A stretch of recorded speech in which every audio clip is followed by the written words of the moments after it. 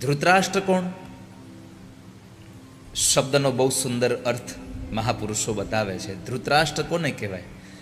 આ મહાભારતનો એક ધૃતરાષ્ટ્ર ગયો એટલે શું બધા ધૃતરાષ્ટ્ર વયા ગયા? ના, હજી આ સંસારમાં ધૃતરાષ્ટ્ર જીવે છે.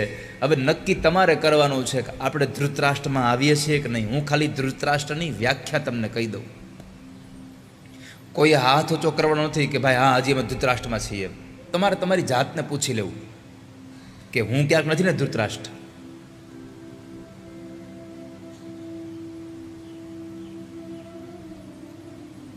રાષ્ટ્રને હડપ કરીને બેસનારો માણસ ધૃતરાષ્ટ્ર છે.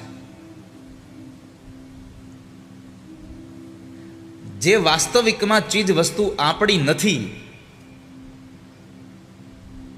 અને છતાં એના ઉપર અન્યાય અને પાશવી બળોથી, બીજાના બળોથી, સૈન્યના બળોથી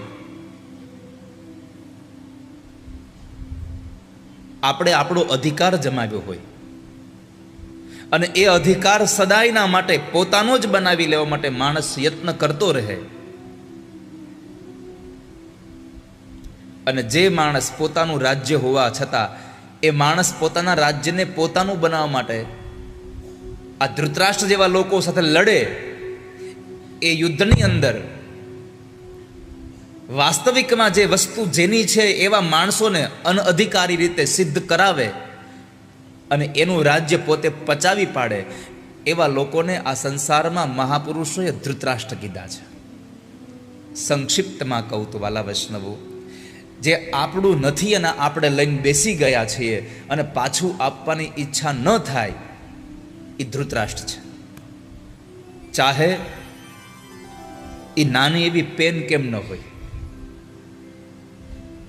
ખાલી રાજ્યની જ વાત નથી, નાની એવી પેન પણ તમારી ન હોય અને તમે લઈ લીધી હોય અને પછી આનો મૂળ માલિક તમારી પાસે આવીને માગે, એનો યત્ન કરે કે લાવો આ પેન મારી છે, અને છતાં એ માણસ અનઅધિકારી છે એવું સાબિત કરવા માટે તમે પ્રયત્ન કરી અને એ મૂળ વસ્તુને તમારી પાસે જ રાખી મૂકો, તો સમજવું આપણે ધૃતરાષ્ટ્ર માયલા છીએ. જે વસ્તુ પર આપણો હક જ નથી,